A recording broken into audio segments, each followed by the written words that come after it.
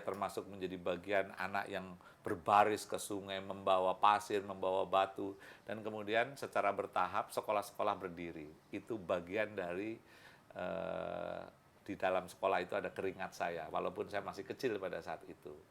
Nah, itulah yang terus kemudian membekas bahwa ternyata hal yang tidak ada bisa menjadi ada.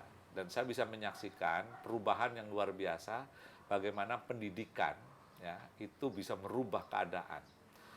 Desa sebelah yang tidak punya gerakan seperti itu, masyarakatnya jauh tertinggal dibanding desa yang di mana saya tinggal pada saat itu. Karena banyak orang-orang tua yang di sana tentu pendidikannya juga sebenarnya tidak terlalu tinggi, tetapi dia punya semangat melakukan perubahan.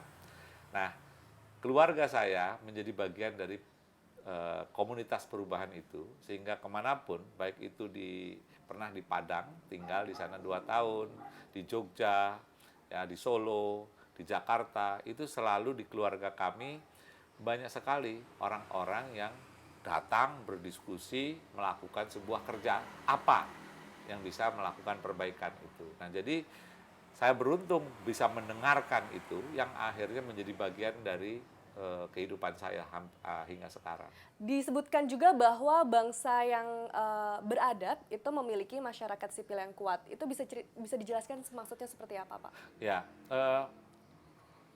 isi negara itu kan tentu ada pemerintah. Pemerintah ini jaringan birokrasi yang memang didesain sedemikian rupa untuk mengelola jalannya pemerintahan ini sehari-hari. Kita nggak mungkin mengurus itu secara fokus tanpa ada perangkat-perangkat birokrasi seperti ini. Tapi juga ada dunia masyarakat bisnis misalnya, yang itu punya komunitas sendiri. Ada masyarakat yang disebut civil society, jadi masyarakat sipil. Anda, saya dalam kehidupan sehari-hari, kita bukan politisi, kita bukan pengusaha, tapi ini lapisan yang cukup besar, yang bergaul di pinggir jalan, bergaul di toko, di mall, di mana saja gitu. Nah, ini bagaimana caranya supaya kita tidak semuanya berlalu lalang tanpa tujuan dan kemudian tidak mengorganisasikan diri di dalam sebuah pengelompokan dengan tujuan. Itu yang saya sebut dengan barisan. Nah, kalau kita mau kuat, maka salah satu pilar bangsa ini yaitu masyarakat sipil harus berorganisasi. Harus berkumpul dengan sebuah tujuan. Tidak hanya kumpulan orang gerumpi di warung yang tanpa tujuan. Walaupun tetap saja ngerumpi di warung penting. Tetapi kalau itu semua isi di Republik ini, maka orang ngobrol ngalor ngidul tanpa sebuah visi. Nah, kita ingin orang datang, berkumpul, ngobrol, tema tertentu dengan visi tertentu. Terakhir nih Pak, harapannya untuk Indonesia apa? Ya, saya berharap Indonesia, sektor yang terberat adalah bagaimana pemerintah lebih berdaya menjalankan fungsinya agar kerakusan, ya, ketidakadilan, pemanfaatan hasil-hasil bumi yang ada di darat, laut, dan udara itu sebesar-besarnya untuk kepentingan masyarakat, tidak dikuasai hanya oleh segelintir orang. Itu yang paling berat. Karena yang sudah kelanjur menguasai, dia punya kekuatan uang, dia punya kekuatan otot, dan dia punya kekuatan jaringan. Gimana itu mengatasinya? Nah, itu ke depan.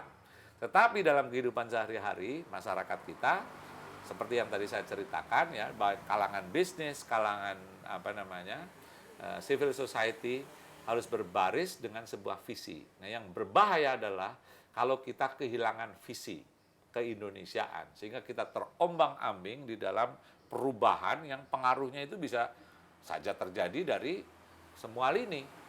Ada gejolak di Cina, ada gejolak di Amerika, kita hanya terkena imbasnya.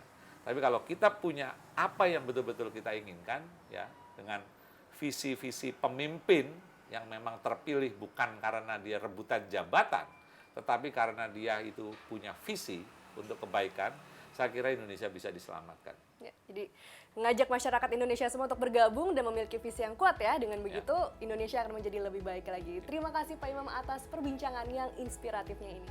Demikianlah Bicara Indonesia hari ini. Saya Rizka Andalina undur diri dan sampai jumpa.